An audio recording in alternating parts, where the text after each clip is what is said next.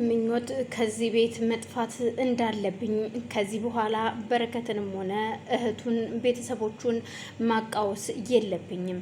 እኔ ከዚህ ቤት መጥፋት ይኖርብኛል ማለት ነው።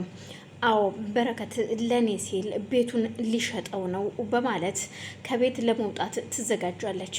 በረከትም ኤልሳ ደውላለት ስለነበረ ኤልሳም እየፈለገችው በረከት ከዚህ በኋላ ምኞትን አብሯት እንዳይኖርና ከሱ ውጭ ሌላ ሰው እንደማታገባ ለመናገር ተቀጥረዋለች።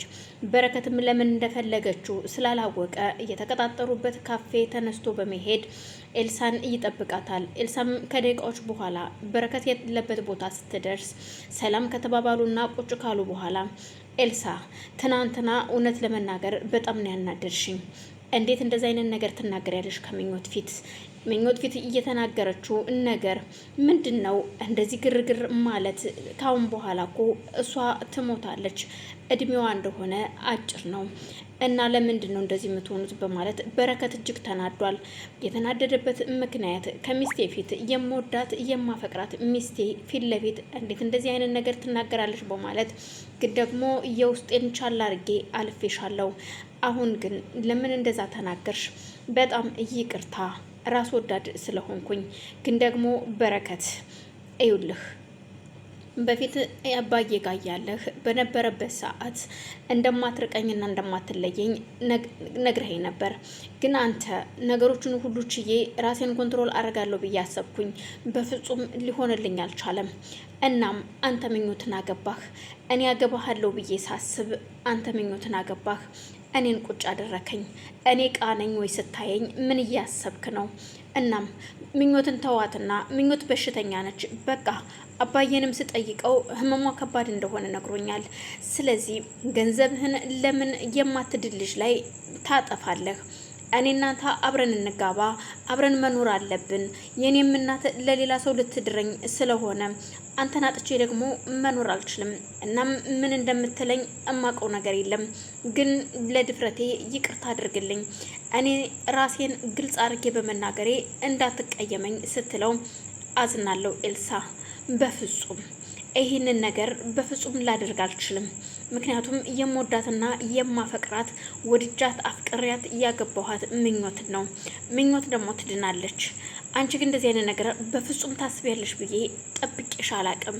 እንዴት እንደዚህ አይነት ነገር ልትናገሪ ትችያለሽ? በማለት በይሺ አሁን መሄድ አለብኝ በማለት ተነስቶ ወደ ቤቱ ለመሄድ ሲሄድ ቢያንስ እንኳን ቻው ብለኸኝ ሂድ በማለት አቅፋው ቻው ትለዋለች። አሁን ላይ ነገ ሽማግሌዎች ይመጣሉና እቤት እንዳትወጪ እየተባለችው ኤልሳ እናቷ ሽምግልናውን ለመጨረስ ቤተሰቦቿ ጋር ደዋውላ ጨርሳለች። ኤልሳ መግባትን በእናቷ የመጣውን ባል ላለማግባት ስትል በረከትም እንደማይፈልጋት ሲነግራት ከእናቷ አንደበት እየሰማችው በረከት እንደማይፈልጋት ብትነግራትም ግን ደግሞ እሷ በግድ እንደምታገባው ለእናቷ ነግራት ነበር። ያሰበችው ሁሉ አልተሳካላትም። ስለዚህ ያላት አማራጭ ቤተሰብን ያመጣላትን ባል ላለማግባት በረከትም እንደማይፈልጋት ሲነግራት ግን ደግሞ በረከት አደራሽን እኔ እንደዚህ አይነት መልስ ስለመለስኩልሽ በራስሽ ላይ ምንም አይነት ጉዳት እንዳታደርሽ ኤልሳ ግን በጣም አዝናለሁ ብሎ ጥሏት ይሄዳል። ኤልሳ ያሰበችው መድኃኒት ወስዳ መሞትን ነው። ስለዚህ ወደ ቤት መሄድ አለብኝ ብላ ትወስናለች። ምኞት ልብሶቿን አዘገጃጅታ በቦርሳ ይዛለች። በድንገት ቤት ውስጥ ማንም ሰው አልነበረም በሰዓቱ። ዙፋንም ቢሆን ጓደኛዋ ደውሎላት ወደዛው ሄዳለች። በረከትም ገና ወደ ቤት እየገሰገሰ እየሄደ ነው። አዎ በማለት ቁጭ ብላ ብቻዋን ካወረደች ካሰበች በኋላም መሄድ እንዳለባትና ኤልሳት ቢሆን ለምን እንደዛ አለችኝ? እኔ በሽተኛ የማልድን ሰው፣ ስለዚህ በፍጹም አይሆንም። ከዚህ በፊት ዙፋን ታሞ መዳን እኮ አለ። አንቺ ደግሞ በሽታሽ ቀላል ነው። ምኞት ራስሽን እንዳታጨናነቂ፣ ራስሽን ፍሬ አድርጊ። በሚያስፈልግሽ ነገር ሁሉ ከጎንሽ አለሁኝ ብላታለች። አዎ ዙፋን በጣም እኛ ላይ ሊደርስ ይችላል ይሄ በሽታ በማለት ያወራችውን ነገር ሁሉ ማሰብ ትጀምራለች። ግን ደግሞ የእናትየው ንግግር ጭንቅላቷን እየነካት ሲሆን በኤልሳ ንግግርም እንዲሁ ሲደገምባት ከጎኗ ያሉት ሰዎች ሁለት ናቸው። ግን ደግሞ በረከት አንቺን ካጣው በህይወት አልኖርም እሞታለሁ ብሏታል። እሞታለሁ ያላት በረከት አሁን ልትለየው እየጨከነች ይመስላል። በረከት እውነት ምኞትን አጥቼ መኖር አልፈልግም። ለህይወቴ መስዋዕት ከፍላ እዚህ እንድደርስ ያደረገችኝ ምኞት ናት። ማንንም ሰው መስማት አልፈልግም። ኤልሳም ብትሆን ገንዘቤን ሀብቴን ፈልጋ እንጂ ፍቅር የላትም የሚለውን ነገር እያሰበ ነው። ምኞት መሄድ የምትፈልገው አንደኛ ኤልሳም ከዚህ ለምን አጠፊም ለምን ሰዎቹን ታጨናንቂያቸዋለች በማለት ወቅሳታለች። ዙፋን ቤቱ እንደሚሸጥ ደግሞ አምልጧት እንደነገረቻት ለበረከት ስትነግረው እንዴት ለምን ትነግሪያታለሽ? እንዴት እንደዚህ አይነት ነገር ትናገሪያለሽ? እንደዚህ ከነገርሻት እየባሰ ራሷን ታጨናንቃለች።